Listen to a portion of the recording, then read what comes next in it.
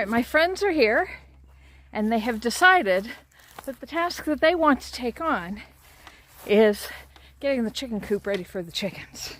So we are currently in the process of trying to figure out this linoleum. And I think, from the looks of things so far, this is going to be hysterical.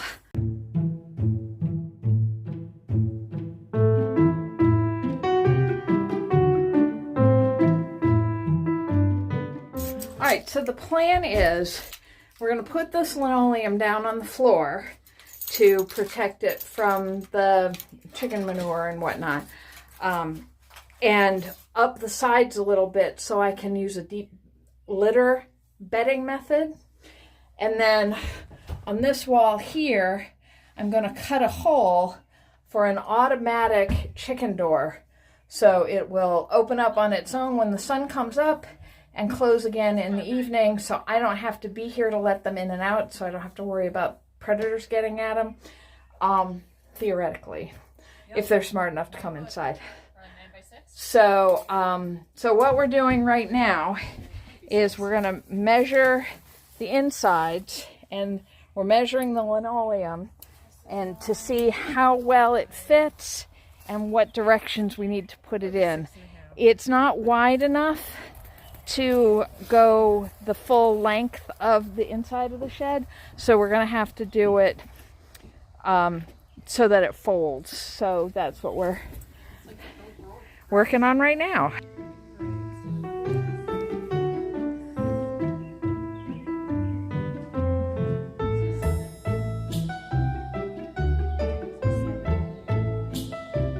And we really only need to do it to the, yeah.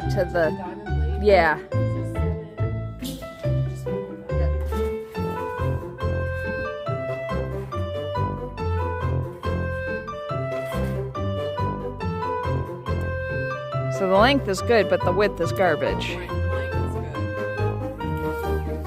It's not garbage, it's just not going to give you the height on the side. That you like just want to overlap them? Put strips?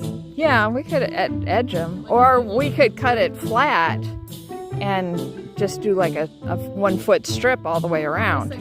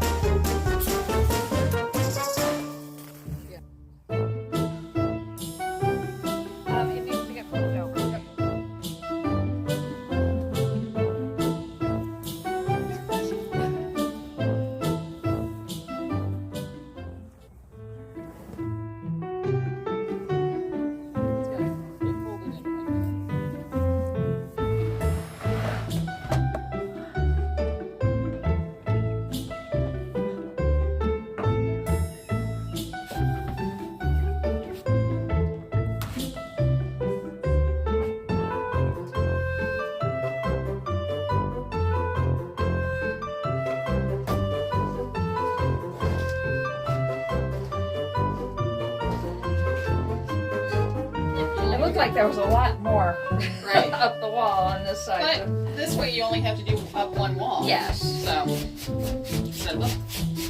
Not bad. You know, I'm thinking maybe you want to let it sit for a little bit before you glue it down. That's probably true. And that way, hopefully, some Yeah, of these. get the cuts in and then let it maybe. Level out.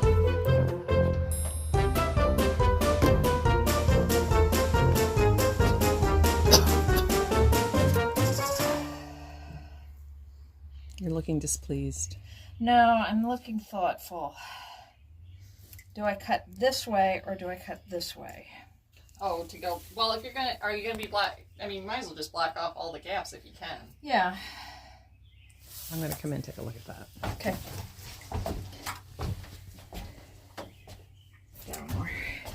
My See this? opinion would be, I Do we would cut leave this that. way or cut this way? I would leave the up bit and then Yeah. maybe cut the side. I would leave the up bit too, because you can always shove something in there and Yeah. it'll be one less thing you have to trim. I have some pieces in the basement So once we're done here for tonight, we can go and look at those. Yeah, I think that's good. Yep.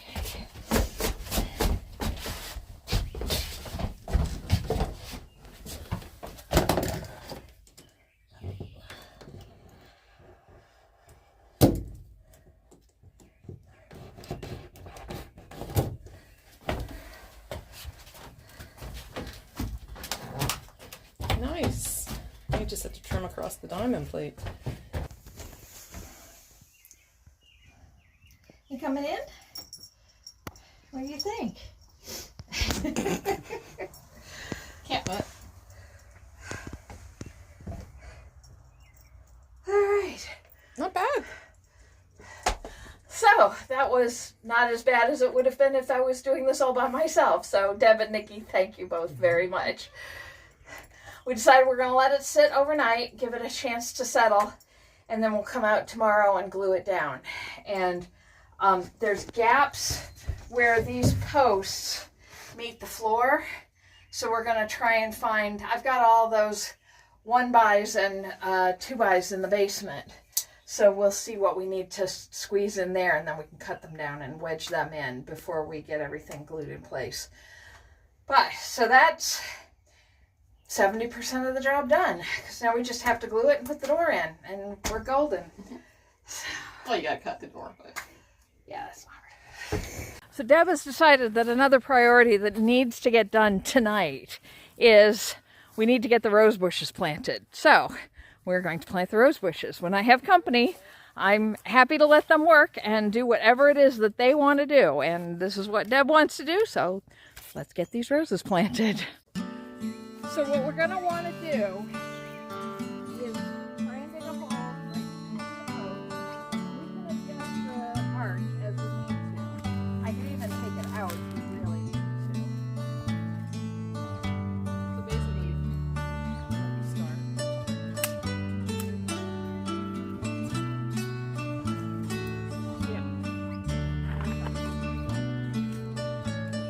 I'd rather get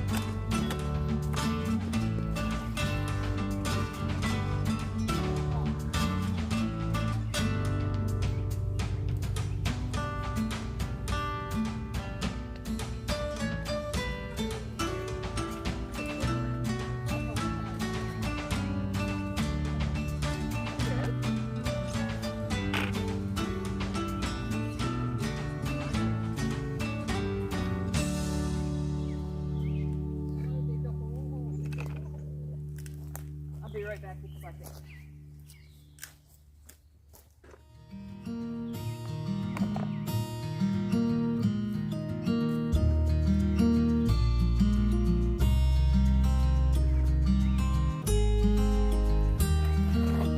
Two of them here.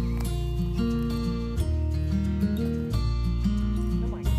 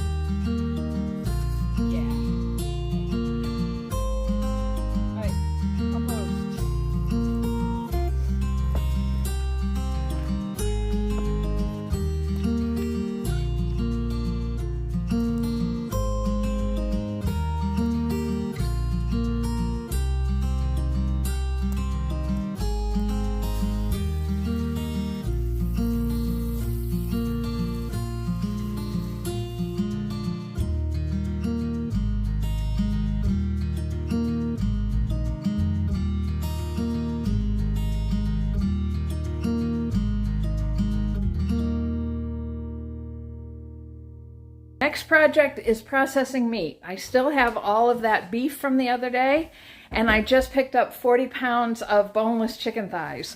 So we are in the process of vacuum sealing everything. Nikki is over there making bags for us. We're measuring out about a pound, pound and a half-ish bags. We're not really measuring it. Okay, Deb says closer to 2. It's 4 thighs in each bag. We should probably label the bags before we load them. Okay. And let's see how fast we can get all these done. All right. Sharpie? Sharpie. Black. It does. You're going to be able to see it. See red. Are you a B? Oh, these are oriented. 4 thighs, and it is. That's still June, isn't it? Yeah. June 24.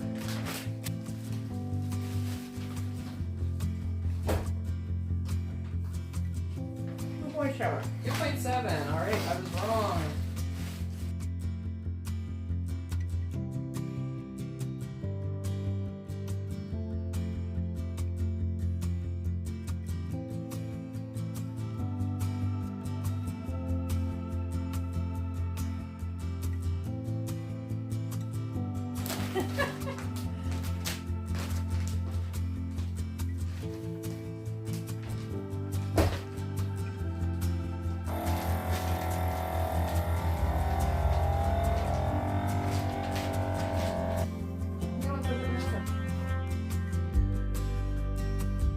So I got one of those, it's just a jar sealer. And I've been doing like my dry goods, Right. pasta and stuff, because Right. I don't use a whole box of pasta anymore. When you guys bring me hers, anything that I don't eat right away, I seal up in individual jars. It keeps it fresh. Yeah, it's Amazing. great. All right. Okay. Let's take these down to the freezer. And we're going to do ground beef next? Let's do the ground beef next, because that'll go fast. Yeah.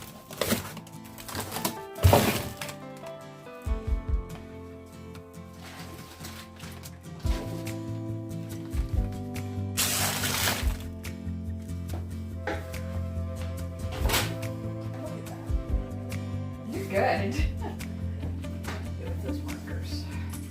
Did I pocket? No. What's that? Did you put the markers somewhere? I did. Here. Oh, good. Yeah, I think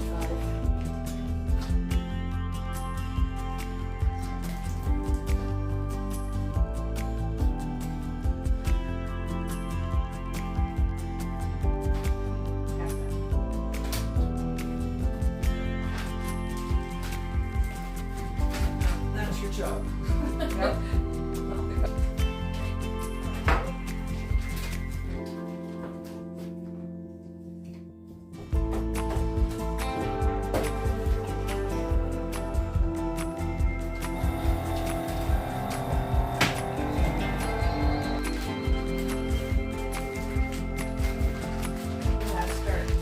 Just Make it a big hamburger. I can have 18 of these for one part. Okay. They're not good. Not bad. But they're not bad. the Cute little dish. What's coming out next? hanger steaks. Is that these? Yeah.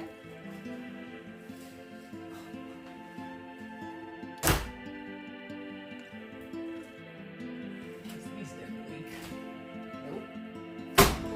Vacuum sealed. There should be one more. I'm sorry. Put it under the cherries. Yeah. Or I put the cherries on it. Yeah. We have one more thing to deal with tonight, mostly because it's going to be dinner. These are the hanger steaks that I got last week with my beef order. Now, the hanger steak is a very high-end cut of meat that's actually really cheap. This was only like $7.50 a pound. The story goes the other name for it is butcher steak, because the butchers would just keep this for themselves and not sell it. So I'm looking forward to trying it, but first I have to break it up. This is the muscle that supports the diaphragm on the cow. So it doesn't get a whole lot of use, so it's not flexing much, which keeps it to be a very tender cut of meat. But it has a line of sinew down the middle. So what you're supposed to do is cut 1/2 of the steak away from that sinew, and then turn it over so that sinew is against your cutting surface, and put your knife parallel with that sinew, and then just pull on the sinew and slide your knife through to cut it away from the other half, and those are your 2 steaks. And then you'd cut those into 3 pieces or so, depending on the size of cuts that you want to serve in that meal. And then everything I saw says to grill it. We're gonna pan fry it because that's what I have. I don't have a grill at the moment, if I can cut them right. So fingers crossed I can do this one better than I did the chuck round. Let's give it a shot and see how it goes. Okay. Oh. It looks like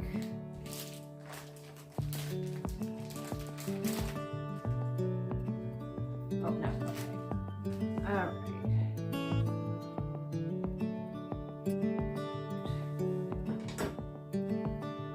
Use gravity.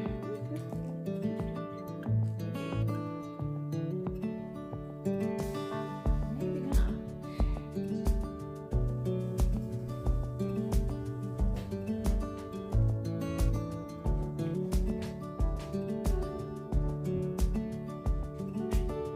That's all I can say. It's in. What's that? The ground beef. Yeah. That's pretty good. Is it full? Here's ground. Oh, okay. I found that in your cans or something. Yeah. It's less of slipping and it's more of finding where that sinew is.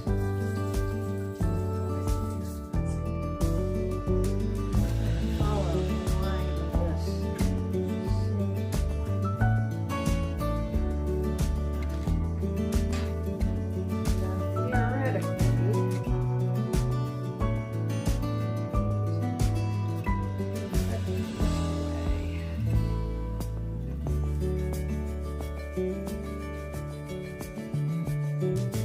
This would be easier if I had a boning knife. I don't have a boning knife, so this doesn't have the flexibility you need.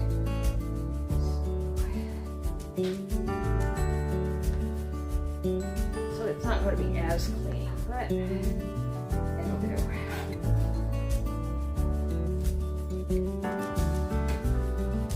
Alright, so that wasn't too bad. So there's the 2 steaks. I'll try and take some of this silver skin off.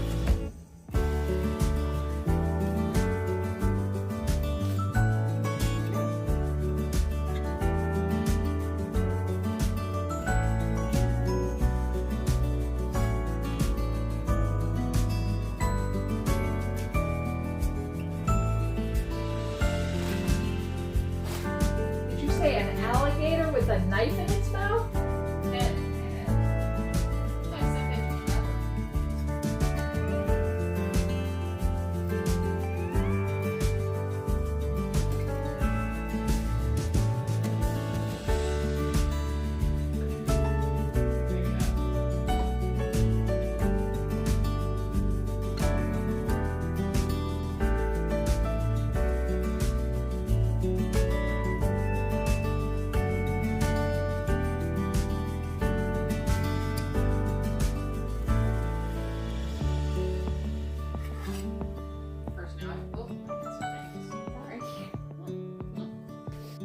Alright, so there we go. That's 30 pounds of hanger steak, and it looks pretty good. You can tell by the color of it and by the texture of it that it's a pretty tender cut, so I'm looking forward to trying that. These guys are probably looking forward to trying it just because it is 8:45 and we haven't had dinner yet. So I think I'm just going to wrap this up in saran wrap, put it in the fridge, and we'll bag it up tomorrow. But I've got to figure out how I want to do that too. Do I want to do each one of these individually, or do I want to cut them into individual steaks, or how do I want to do it?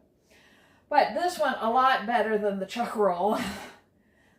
So I guess the lesson from this is don't be afraid to try something you don't know how to do, because either you're going to figure out how to do it, or you're going to figure out you need somebody to teach you how to do it.